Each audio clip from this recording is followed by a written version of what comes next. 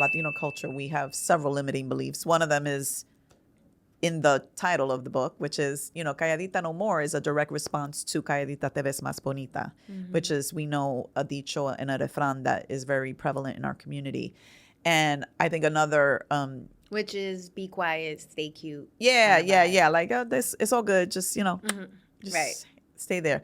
So another one I think that we get fed a lot is te tienes que portar bien. Pórtate bien. That's like very common thing, especially as a girl. Te tienes que portar bien. Santa Claus no te va a traer regalos si no te porta bien. Everything is dependent on you being a good girl. Pórtate bien en la escuela, que la maestra no te regañe, whatever. It's always, that's a big thing, a big message for us. And I was the yo me portaba bien.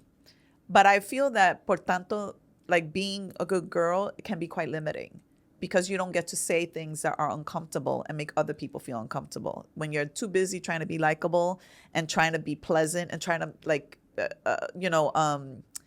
be something that other people find acceptable or like comfortable, then maybe you're not really getting the opportunity to say things that are uncomfortable or unpleasant or that challenge the status quo.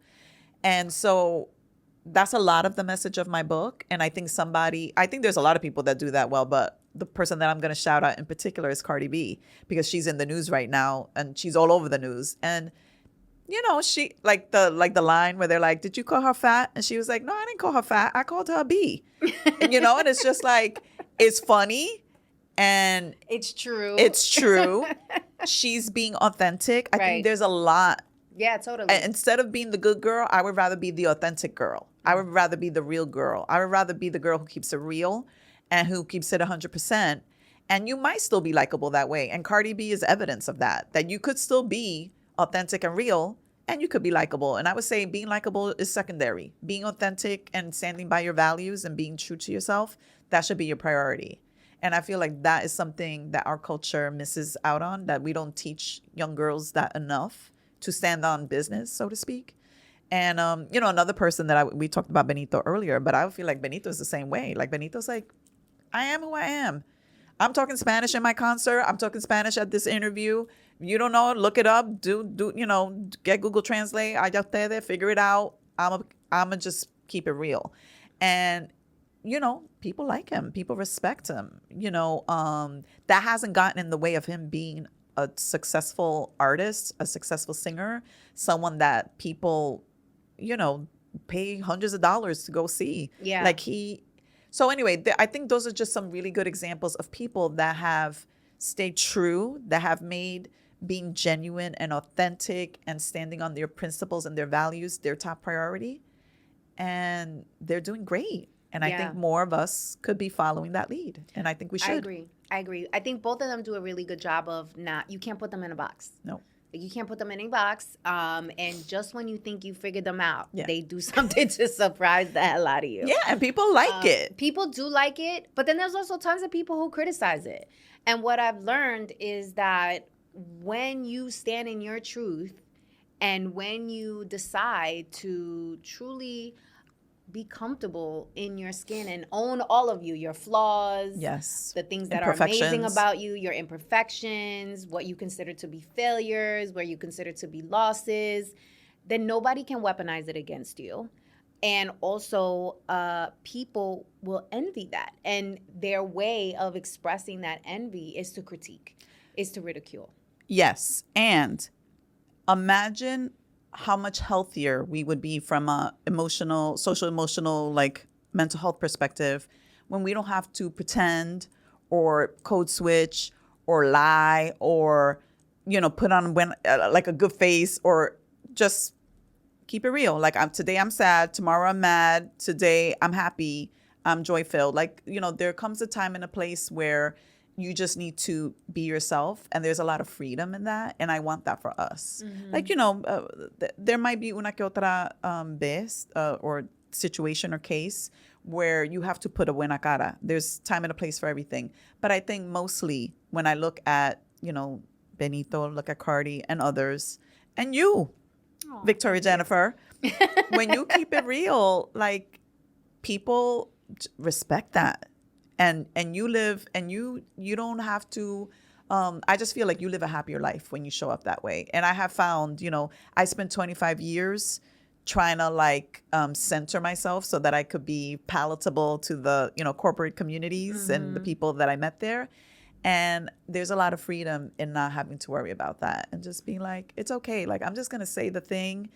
You might love it, you might not, but like it is what it is, and I stand behind it. And so, yeah, I just think, Yeah, and I want that for us. I think the biggest thing is when you do it, you give others permission to do it too. Because they're like, oh, okay, this is possible. Like, oh, she's doing it. And I just want to add that it is really hard to be a truth teller. It is really hard to be authentic. It is really hard to stay true to yourself when everyone is basically telling you should be everything but who you are. Yes. And giving you great business cases as to why you shouldn't be who you are, right? Yeah. It's going to impact your bank account, or people are not going to consider you for promotions or whatever it is. And you won't be like executive material. Right, if you won't act be like executive that. material, Yeah. or you won't get this contract, you won't get this opportunity.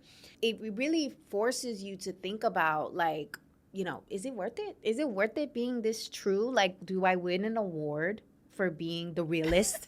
like what do I get for being the realist, And I've had to ask myself those questions because there have been... So what's your answer? I think I have an answer, but what's yours? I'm getting to it. I've had those moments where I question, like, is this worth it? Like, should I just play the game? Like, should I just play the game to just get where I'm trying to go faster? Okay. Right? Which I think is the strategy. You will get there faster if you wear the mask and you play the game. You will, because the more comfortable you make people, the more they want to embrace you, right? Yeah. But what I've learned, or what I've decided works for me, and where I feel God uses me as a voice and what I feel my purpose is to go against the grain, is to burn the rule book, is to show people that living in your truth is the ultimate freedom. Mm-hmm. There is no other solace like being in love with yourself and being true to yourself, because there's nothing anybody can weaponize against you. Nobody could, no te lo pueden quitar. And listen, we're all human. Nobody wants to hear that you're not liked.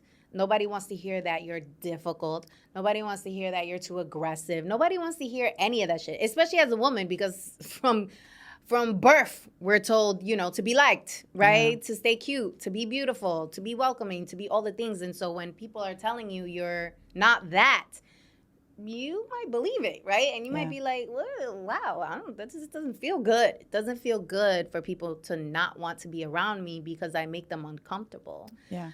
But I made the executive decision for me, and listening to God and listening to myself, and deciding that I'm not really meant to make you comfortable. Yeah. I'm actually meant to make you uncomfortable. Yes. Because what happens when we're uncomfortable? That's how we grow. That's how we grow. Right? I was about to say that I mentioned in the book, so truth teller I talk about being a disruptor and being a truth teller, and how I think those are good things too. And those are things that people have called me. And, sometimes, like you said, it's unpleasant. Like you're like, you're as a human, you want to be likable. But I talk about how when I walk in a room, I've walked into rooms and I can see some people like, uh-oh, here she comes. Aquí viene. And I'm like, that's okay. And then I see some other people like, right, you're in the room, yay! Yes. Mm-hmm. And so I feel like both of those are good signs. I like that some people shift in their seat, and I like that other people are like, yes, you're here. Now we're gonna get in trouble together. Yes, good trouble. Yes, John Lewis. I feel like I'm more of a happy person when I get to be show up authentically and fully. Mm-hmm. I feel like I am more, just happier, freer. I'm more willing or able to give my ideas, to contribute in a meaningful way, to challenge and say like, well, I know we've always done it that way, but like, have we thought about this other thing? Mm-hmm. And, to be honest with you, that's where, if showing up authentically and showing up, from as Latinx people of color, and those different lived experiences, that's where we can differentiate ourselves. Right. So I feel like it's a superpower for us to show up a little bit differently, because it's like no one else is really willing to do that. Right. You know what I mean? And it's like, boy, that sazon is like, it's something special. Yeah. And everybody knows it. Yeah, totally. And Everybody everybody wants knows to it. feast on it. Yeah.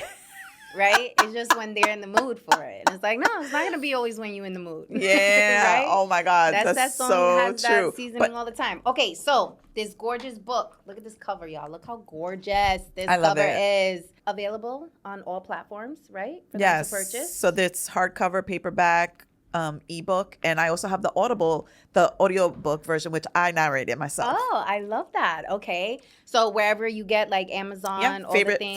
Favorite online retailer, favorite indie bookstore. Okay, perfect. Or what is the main takeaway you want people to get from this book?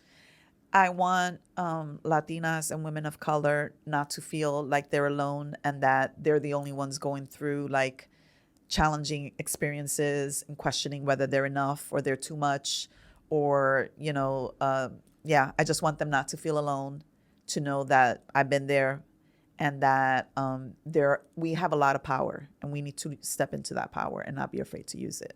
Okay.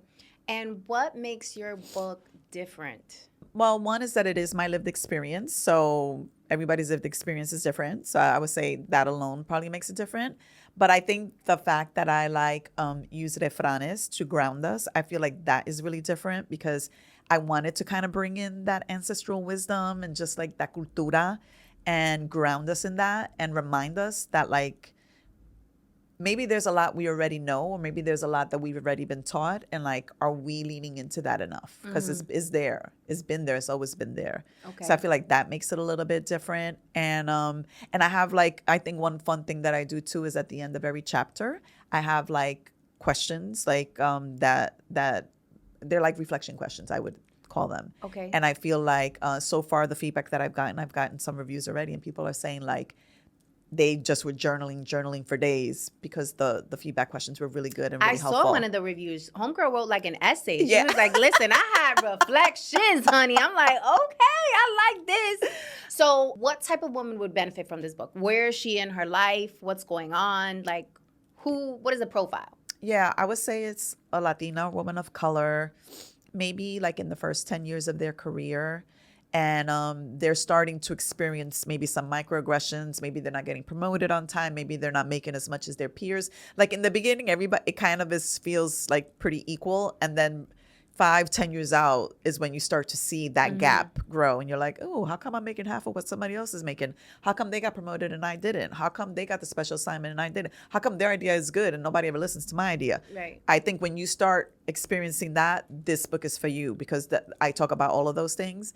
And I also feel, even if you're someone in your 30s or 40s and you probably might be experiencing those things even still, because if you don't do anything about it, in all likelihood, you're going to continue to experience it. I would say this book is for you too. It's not too late. Like wherever you are in your career, it's not too late to try and do some things to like step into your power, take up more space, advocate for yourself, and show up for other people. Like that's a really big message of the book too, is like, do all the great things for yourself, make sure you're set up. And then once you're in a position of power and influence, make sure you're looking out for everybody else. I love that.